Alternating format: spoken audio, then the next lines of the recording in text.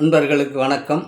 இன்றைய குரலும் பொருளும் நிகழ்ச்சியிலே அதிகாரம் 16 பொறை உடைமை என்ற அதிகாரத்தில் பொறுமையாக ஒரு மனிதன் எப்படி இருக்க வேண்டும் என்பதை பற்றி திருவள்ளுவர் பெருந்தகை என்ன சொல்கிறார் என்பதை இந்த 10 குறட்பாவிலே பார்ப்போம்.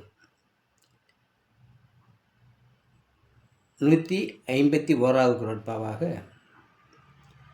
அகழ்வாரை தாங்கும் நிலம் போல தம்மை இகழ்வார் பொறுத்தல் தலை. அகழ்வாரை தாங்கும் நிலம் போல தம்மை இகழ்வார் பொறுத்தல் தலை. தன்னை தோண்டுவோர்க்கு நீரையும் உணவையும் தந்து தாங்கும் நிலம் போல தம்மை பழிப்பவரையும் தாங்குவதே உயர்ந்த பண்பாகும் என்று திருவள்ளுவர் பெருந்தகை கூறுகிறார். 152வது குறட்பாவாக, பொறுத்தல் இறப்பின என்றும் அதனை மறத்தல் அதனினும் நன்று. பொறுத்தல் இறப்பின என்றும் அதனை மறத்தல் அதனினும் நன்று என்று கூறுகிறார்.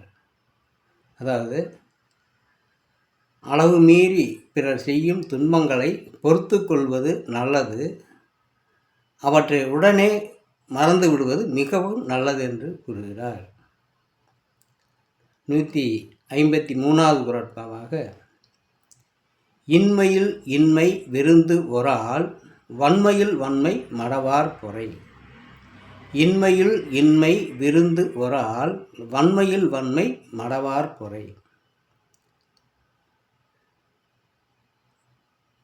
வறுமையில் கொடிய வறுமை விருந்தினர்க்கு உணவளிக்க முடியாத வறுமை. பொறுமையில் சிறந்த பொறுமை முட்டாள்களின் செயல்களை பொறுத்து கொள்ளும் பொறுமை என்று கூறுகிறார். 154வது குறட்பாவாக, நிறை உடைமை நீங்காமை வேண்டின் பொறை உடைமை போற்றி ஒழுகப்படும். நிறை உடைமை நீங்காமை வேண்டின் பொறை உடைமை போற்றி ஒழுகப்படும். அன்பு இரக்கம் போன்ற நல்ல பண்புகள் நிறைந்து வாழ விரும்புவோர் பிறர் செய்யும் தவறுகளையும் பொறுத்து வாழ வேண்டும் என்று கூறுகிறார். 155வது குறட்பாவாக, ஒருத்தாரை ஒன்றாக வையாரே வைப்பர் பொறுத்தாரை பொன்போல் பொதிந்து.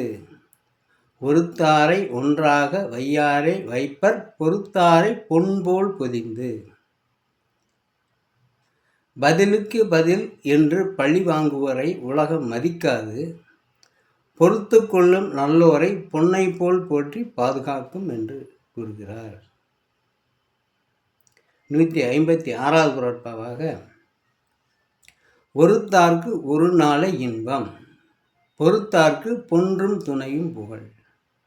ஒருத்தார்க்கு ஒரு நாளை இன்பம் பொறுத்தார்க்கு பொன்றும் துணையும் புகழ். அதாவது, தண்டனை வழங்கியோர்க்கு ஒரு நாள் மட்டுமே இன்பம், பொறுத்து கொண்டோர்க்கு இறுதி வரை இன்பம் என்று கூறுகிறார். 157வது குறட்பாவாக, திறன் அல்ல தன் பிறர் செய்யினும் நோனுந்து அரண் அல்ல செய்யாமை நன்று. திறன் அல்ல தன் பிறர் செய்யினும் நோனுந்து அரண் அல்ல செய்யாமை நன்று.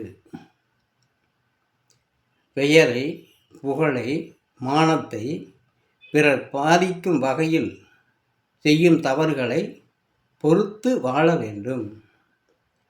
அதற்காக வருந்தி தவறான வழியில் பழி வாங்குதல் கூடாது என்று கூறுகிறார்.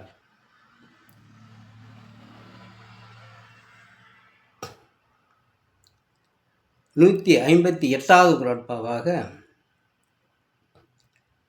மிகுதியான் மிக்கவே செய்தாரை தாம் தம் தகுதியான் வென்று விடல்.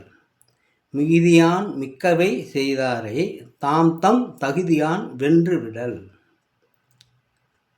ஆணவ மிகுதியால் தீங்கு செய்வோரை அன்பால் அறிவால் அமைதியால் வெல்ல வேண்டும் என்று கூறுகிறார். 159வது குறட்பாவாக, துறந்தாரின் தூய்மை உடையார் இறந்தார்வாய் இன்னாச்சொல் நோக்கிற்பவர். துறந்தாரின் தூய்மை உடையார் இறந்தார்வாய் இன்னாச்சொல் நோக்கிற்பவர். நெறி கடந்தவர் சொல்லும் தீய சொற்களை பொறுத்து கொள்வோர் துறவிகளை விட உயர்ந்தவர்கள் ஆவார்கள் என்று கூறுகிறார்.